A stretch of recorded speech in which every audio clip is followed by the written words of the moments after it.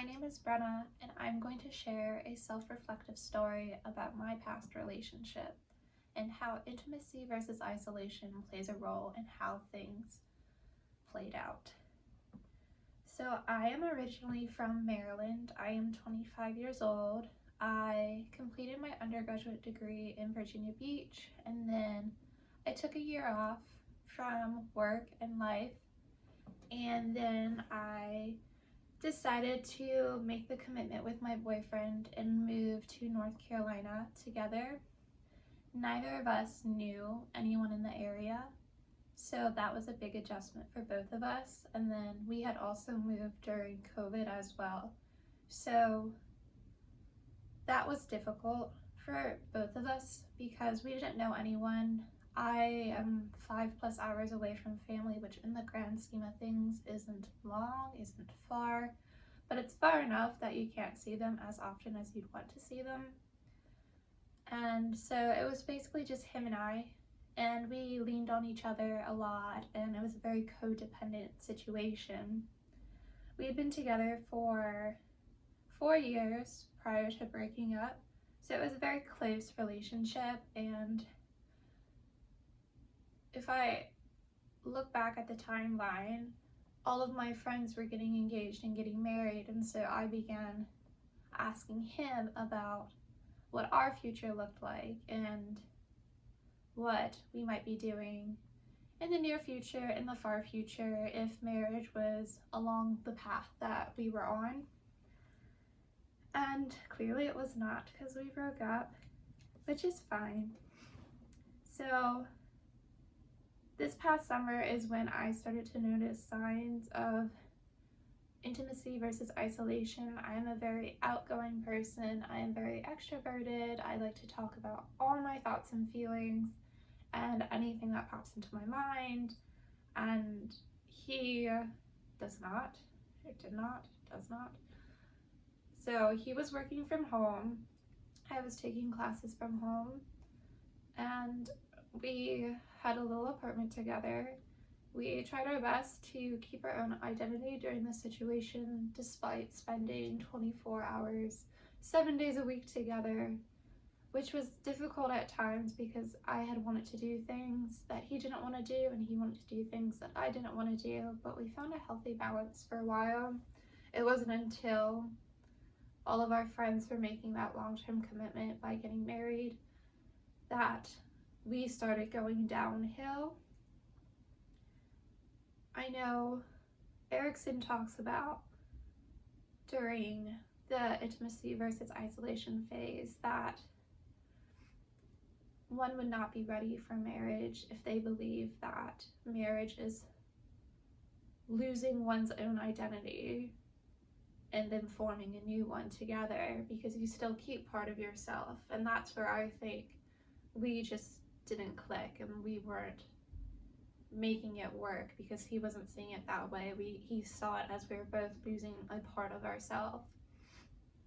So this past summer, I took time to go home and spend time with my friends and family, and I was home a lot for the majority of the summer, and my boyfriend Henry decided to isolate himself from me quite physically, where he had stopped talking to me. He wouldn't call me to check in.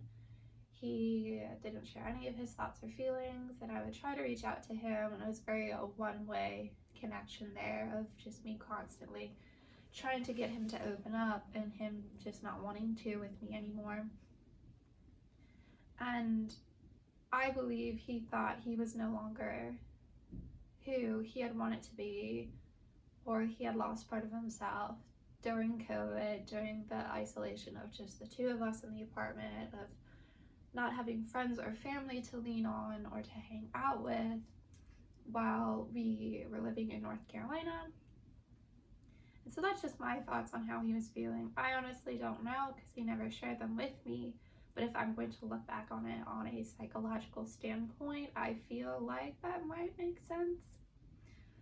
And then my side of the story was him isolating himself and not wanting to make the commitment. And so this intimacy that we had once shared in our relationship was no longer there and quickly depleting as well. And that was kind of our downfall and why I decided to eventually break up with him, because we just no longer want the same thing. He didn't want to commit, and I believe the isolation didn't help whatsoever, because we both kind of refused to talk about how we were feeling. We just kind of accepted things the way they were, and that this was how it was all meant to be. And so that was my past relationship and what had happened this past summer. And I'm interviewing myself now, because now I currently live alone and I still don't have many friends in North Carolina. All my family is still in Maryland. And so doing a project like this reminds me of how physically I am isolated, but I try to reach out and I communicate with my friends and family often. So I believe for my sanity and my mental health and whatnot, I'm doing everything I possibly can, despite COVID still going on and it being hard to meet people during this time, and not spending a lot of time at school as well, because I also live an hour away from FTCC. So even after classes or anything like that, it's hard to just grab lunch or grab a coffee with a friend. So that's why when I read the directions for this project, of this part of the project, this one concept, that it's recommended to do it with someone else, I kind of just laughed to myself and sat there and was like, well, I guess I'm going to be interviewing myself and just talking to my phone in front of a mirror, pretending like I am talking to someone else. So, clear signs of what's going on in my life is I am very much so at the stage of intimacy versus isolation. I have new friendships, I have old friendships, I have new relationship, I have the same bonds with my family. So it's just interesting to see how it all played out, and taking this course and kind of just sitting back and reassessing my whole life of how I've reacted to things and why I reacted the way I did. But that's my story, so hopefully this works. Thanks for watching.